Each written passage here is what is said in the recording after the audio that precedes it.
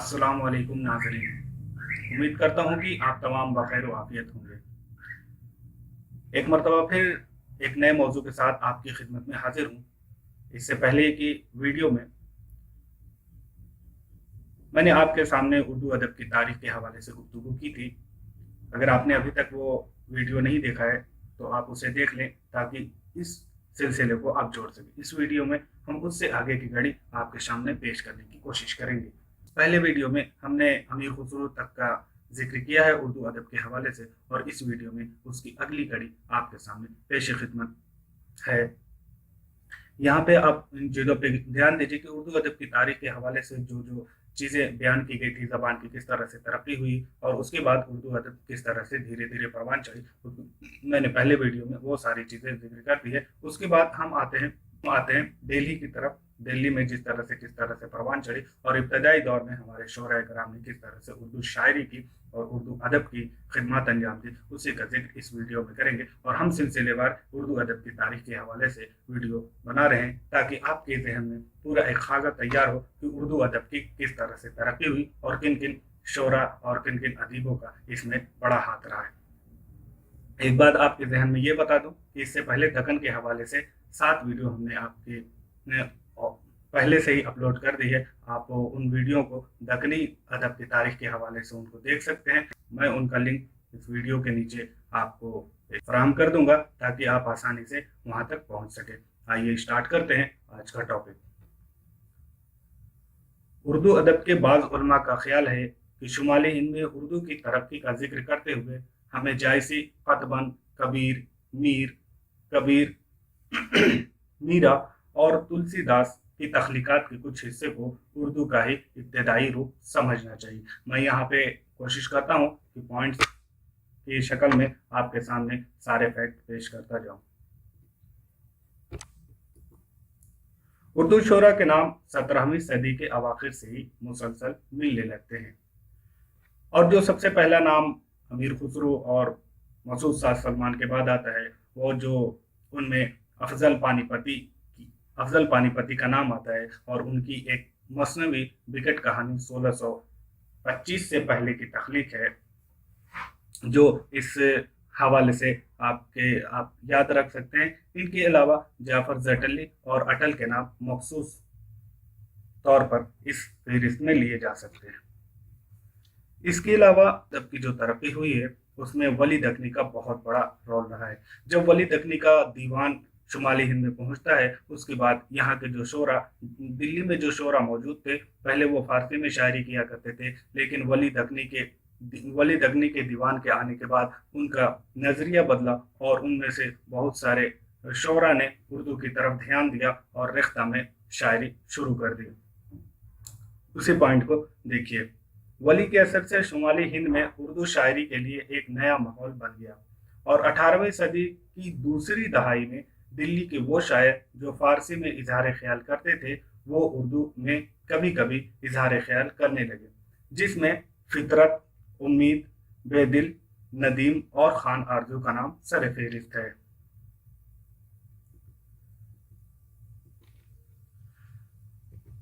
शुमाली हिंद में उर्दू का पहला दौर मुगल बादशाह मोहम्मद शाह 1719 के दौर से होता है। मोहम्मद शाह पहला मुगल बादशाह है जिसका उर्दू कलाम मिलता है। इस अहद के मशहूर शोरा फायज, आबरू, नाजी, हातिम, यकरंग, मजहर जाने जाना, मजमून और फगा हैं। इस दौर की शायरी में इहाम गोई और रियायत लफ्जी का इस्तेमाल बड़े फख्र के साथ किया जाता था, और उर्दू के बेशतर शोरा की शायरी इसी अंदाज की थी। उनमें फायज, आबरू, नाजी, हातिम, यकरंग का नाम सर फहरिस्त है। इहाम गोई वो शायरी होती है जिसमें शायर दो माने इस्तेमाल करता है, और दूर का माना, बाईद का माना उसकी मुराद होता है।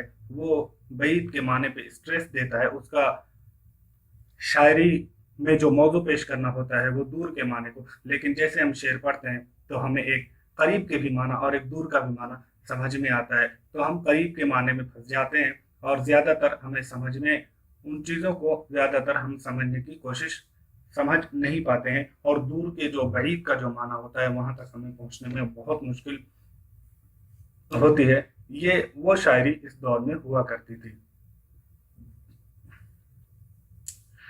अब आइए हम तफसील से गुफ्तगू करते हैं कि किन किन शोरा ने इस दौर में उर्दू अदब की खिदमत दी और किस तरह से शायरी परवान चली। खान आरजू का नाम सबसे पहले आता है। खान आरजू 1689 से 1756 के दरमियान के हैं। इनका असल नाम सिराजुद्दीन अली खान था। इनके जाए पैदाइश दिल्ली है। शायरी से इनका ताल्लुक बचपन से ही रहा।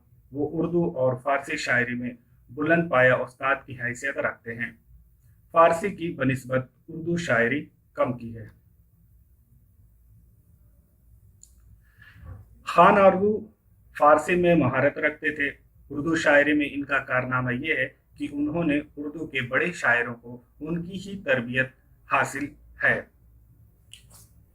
उनमें आबरू, मजमून, मीर, सौदा और दर्द का नाम अहम है। खान आरजू बहुत ज़हीन थे और मामलात की गहराई को उसकी एक झलक से ही भांप लेते थे। उनकी हाजिर जवाबी मशहूर है। उनकी इसी खूबी ने उनको अवाम में मकबूल कर दिया था। खान आरजू ग्वालियर में मनसबदार के ओहदे पर फाइज थे। बाद में फरोख शेर के दौरे हुकूमत में दिल्ली वापस आ गए थे, लेकिन नादिर शाही हमले ने उनको दिल्ली छोड़ने पर मजबूर कर दिया, तो उन्होंने लखनऊ में पनाह ली और जिंदगी के आखिरी लम्हात वहीं गुजारे। दिल्ली से मोहब्बत की वजह से उन्होंने वसीयत की थी कि उनको दिल्ली में ही दफन किया जाए, तो चुनांचा उनके इंतकाल के बाद उनकी लाश को दिल्ली लाया गया और यहीं उनकी तदफीन हुई। इनके तसानीफ के हवाले से जो चीज़ें आपके सामने पेश करने की कोशिश करता हूँ कि इनका एक फारसी दीवान है। उसके अलावा शरह सिकंदरनामा, कसायद उर्फी, गुलिस्तान सादी, सिराजुल लुगात फारसी, गराइबुल लुगात उर्दू, तस्किरे आरजू आपकी मशहूर तसानीफ में से हैं। ये वो चंद पॉइंट थे जो खान आरजू के हवाले से उर्दू अदब के इर्तिका और उर्दू की तरक्की में याद किए जाने के काबिल हैं, और जो कहीं ना कहीं हमारे इम्तिहान में इस तरह के सवाल आते हैं तो हम इन सारी चीज़ों को आसानी से हम हल कर सकते हैं।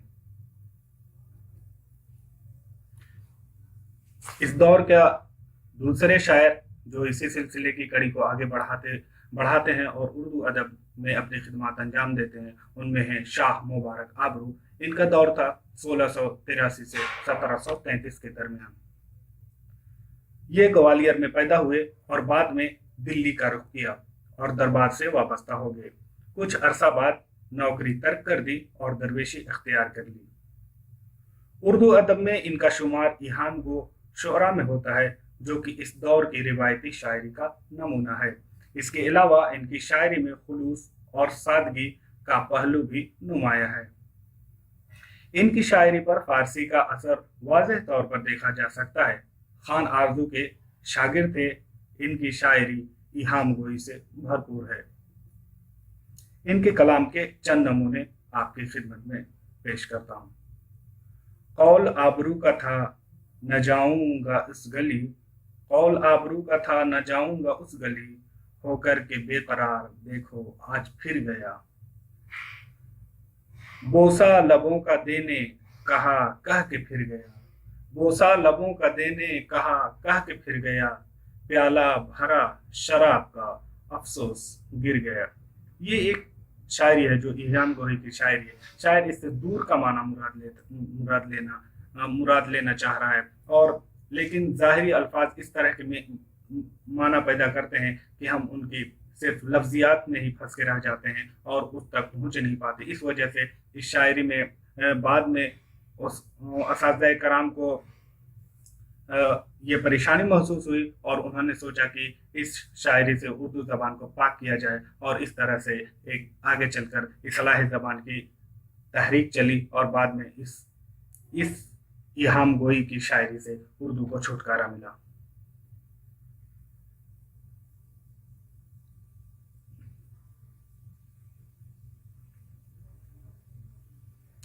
اس کے بعد محمد شاکر ناجی 1690 سے 1744 کے درمیان. آئیے ان کے بارے میں تھوڑی سی تفصیل بیان کر لی جائے. کس طرح کے تھے, کس خاندان سے ان کا تعلق تھا اور کس طرح کی شاعری کرتے تھے. دلی سے ان کا تعلق تھا, سپاہ گیری ان کا پیشہ تھا. انہوں نے ثنائے و بدائع کا استعمال اتنا زیادہ کیا ہے کہ ان کی شاعری میں تصنع کا احساس ہونے لگتا ہے. ایہام گوئی ان کا پسندیدہ فن تھا, چونکہ یہ بھی اسی دور سے تھے اور اس دور میں ایہام گوئی کی شاعری بہت مشہور تھی اور محمد شاکر ناجی بھی اسی روایت کو آگے بڑھانے میں لگے ہوئے تھے. نادر شاہ جب دلی پر اپنا قہر برسا رہا تھا تو شاکر ناجی اس وقت دلی میں تھے اور دلی کی بربادی کا آنکھوں دیکھا حال انہوں نے اپنی شاعری میں بیان کیا ہے. سپاہی ہونے کی وجہ سے انہوں نے اس حملے کو قریب سے دیکھا تھا.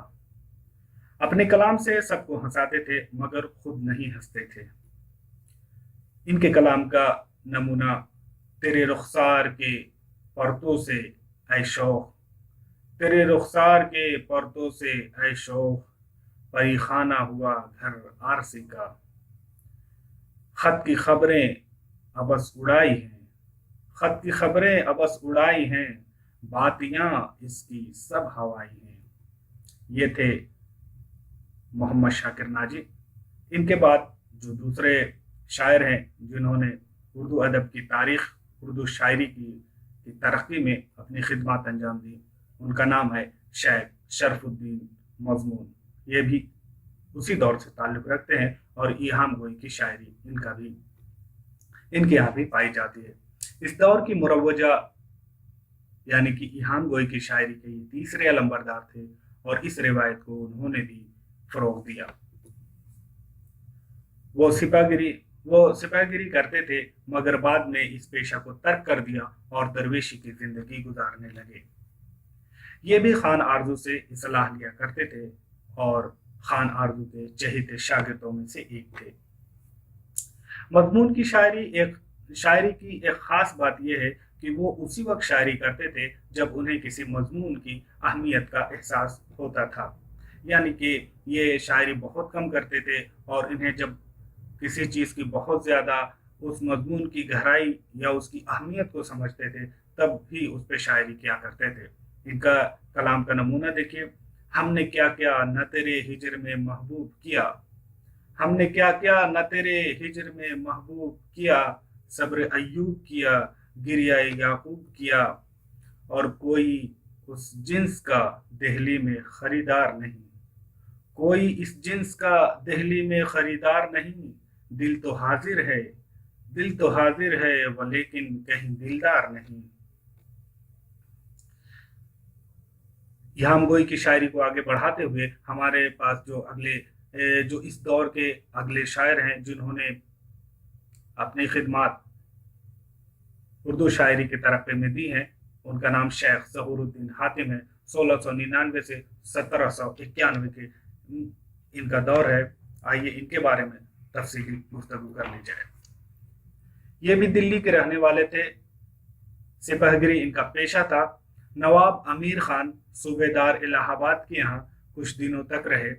دلی پر نادر شاہ کے حملے کو بہت قریب سے دیکھا اور دلی کی بربادی کے گواہ رہے. اخیر عمر میں سپاہ گیری چھوڑ کر گوشہ نشینی اختیار کر لی تھی.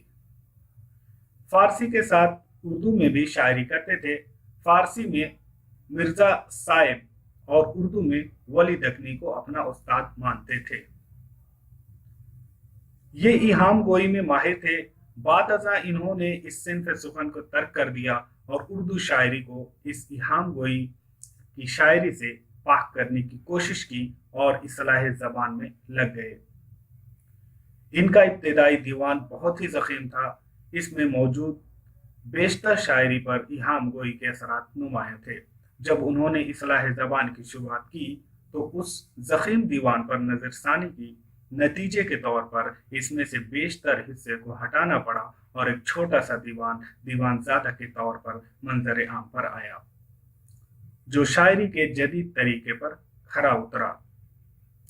اس دیوان کے دیباچے میں شاعری پر اپنے خیالات ظاہر کرتے ہوئے اصلاح زبان پر بحث کی ہے.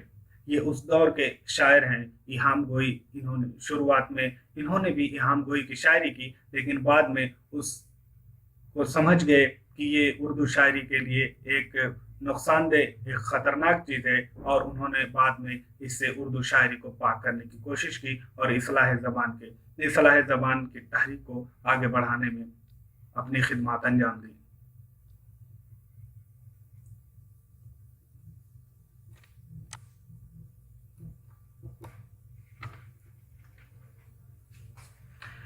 इस दौर में एक और नाम जो सबसे ज्यादा जो मशहूर नाम है वो है जाने जाना मजहर। ये 1699 में इनकी पैदाइश हुई और 1781 में वफात पा गए। इनके वालिद मिर्जा जान बादशाह सुल्तान के दरबार से वाबस्ता थे। उस वक्त के सुल्तान औरंगजेब आलमगीर के दरबार से इनका ताल्लुक था। इनका नाम यानी कि मजहर जाने जाना का नाम शाह आलमगीर ने ही उनके वालिद के नाम की निस्बत करते हुए जाने जान यानी जान की जान उनके वालिद के नाम की वजह से रखा था, मगर ये अवाम ने उनको जाने जाना कहकर बुलाया और यही नाम अदब में इस्तेमाल किया जाने लगा और आज हमारे सामने ये जाने जाना मजहर के तौर पर मजहर जाने जाना के नाम से मशहूर हैं। इब्तदाई तालीम अपने वालिद से हासिल की, तजवीद कलाम पाक, तफसीर और इल्मुल हदीस का भी दर्स लिया। तालीम के अलावा नेज़ाबाजी और सिपाहगिरी में माहिर थे।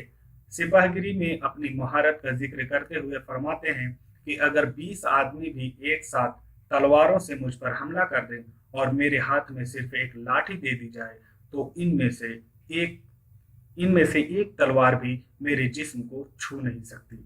ये इनकी महारत थी और ये इनको इसमें इतना तजर्बा हासिल था कि इन्होंने ये एक दावा किया था। अभी जैसे मैंने इससे पहले भी जितने शोराए कराम का जिक्र किया, आप तो ये जान चुके होंगे कि इनमें से बेशतर वो थे जो सिपाही थे, जिनका ताल्लुक दरबार से था और ये सिपाहगिरी करते थे और साथ में इन्होंने शायरी भी की थी और इस शायरी को इन्होंने अपना एक मशगले के तौर पर इस्तेमाल किया था।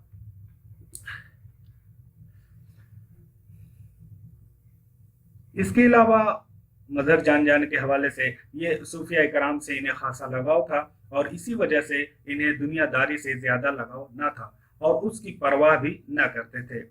इनके ताल्लुक से ये मशहूर है कि वो दुनियादारों के तोहफे कबूल नहीं करते थे, खाह बादशाह ही क्यों न हो। उन्होंने अपने जमाने के मुगल बादशाह मोहम्मद शाह और नवाब निजामुल मुल्क का तोहफा लेने से इनकार कर दिया था।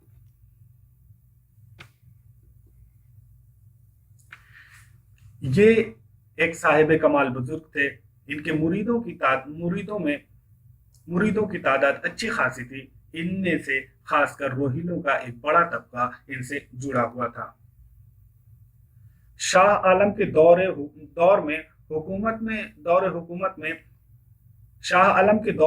हुकूमत में शिया सुन्नी ताकतों के इख्तिलाफ ने इनकी जान ले ली और अपने ही घर के अंदर इनको किसी ने गोली मार दी। इसके पीछे नजफ खान का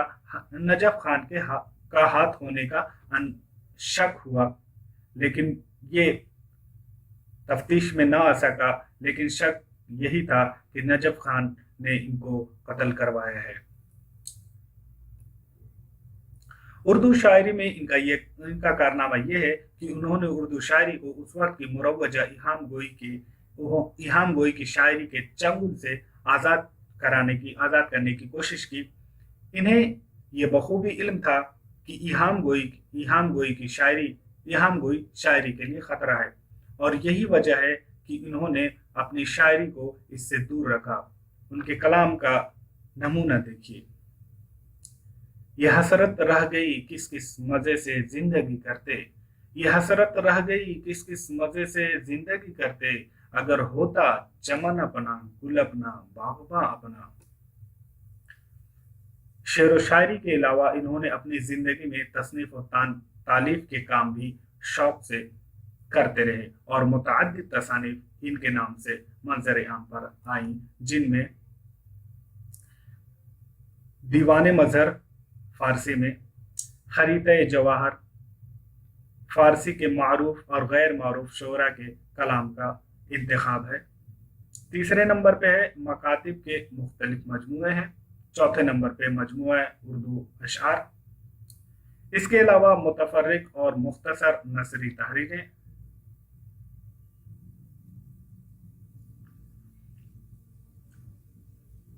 अब हमने अभी तक उन शोरा के नाम बताए और उनके बारे में तफसीली गुफ्तगू की कि वो किस तरह से थे, उनके पेशा क्या था और किस तरह की शायरी करते थे। तो इस दौर में ज़्यादातर इल्हाम गोई की शायरी हुई है और इल्हाम गोई की शायरी वो थी कि यानी कि शायर दूर के माने मुराद लेता था। तो यहाँ पे इस तरह की अभी उर्दू शायरी की शुरुआत हो रही थी। वलीद अख्तरी के असर से यहाँ पे फारसी शोरा जो उर्दू की तरफ आ रहे थे उन्होंने इसकी शुरुआत कर दी थी। अब इसके बाद जो दूसरा दौर आता है वो उर्दू शायरी के लिए बहुत अहम होता है। तो इसलिए मैंने ये जो शुरुआती शोरा थे इनके बारे में डिटेल में गुफ्तगू की है। अब कुछ वो शोरा हैं जिनके बारे में तफसीली गुफ्तगू, उनकी शख्सियत पे एक बड़ा लेक्चर लाने की ज़रूरत है क्योंकि वो उर्दू अदब के लिए बहुत ही अहम है।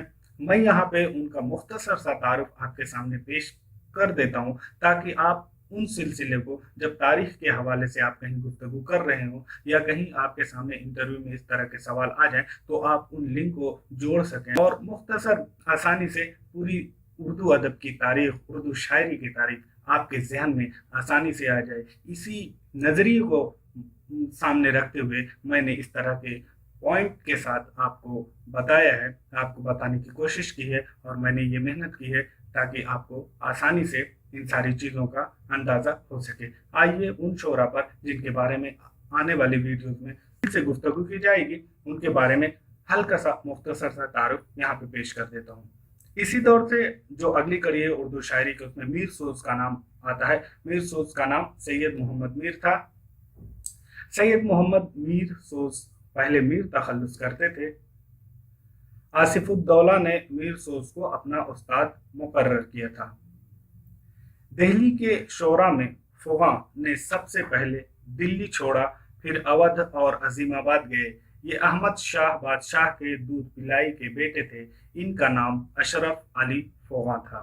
ये एक फैक्ट के तौर पे आपके सामने पेश कर रहा हूँ कि दिल्ली के जिन शोरा ने हमलों के बाद, नादिर शाह के हमले के बाद दिल्ली को जिन्होंने अलविदा कहा था उनमें सबसे पहला नाम फुगा का आता है। इसके बाद ख्वाजा मीरदर्द 1721 से 1785। मीरदर्द के वालिद का नाम ख्वाजा मोहम्मद नासिर अंदलीब था। मौलाना मोहम्मद हुसैन आज़ाद ने दर्द के बारे में कहा था कि वो तलवारों की आबदारी नश्तरों में भर देते हैं। ये मशहूर कौल है मोहम्मद हुसैन का ख्वाजा मीर दर्द के हवाले से, जिनकी शायरी उर्दू अदब के लिए बहुत ही अहम है और ये मीर दर्द उर्दू शायरी में बहुत ही बुलंद पाया उस्ताद और बुलंद पाया शायर माने जाते हैं। इनके ऊपर एक तफसीली गुफ्तगू के लिए हमें एक नए वीडियो बनाना पड़ेगा ताकि इनके बारे में, इनकी शायरी को समझने और इनके अंदाज़ बयान को समझने के लिए हमें आसानी हो। यहाँ पे सरसरी जायजा आपके सामने पेश कर देता हूँ। कायम चांदपुरी का ताल्लुक भी दिल्ली से था और वो मीर सौदा और दर्द के ज़माने से ही के ही शायर हैं। इनके अलावा यहाँ पे जो मीर सोज, ख्वाजा मीर दर्द और कायम चांदपुरी भी इसी दौर के हैं।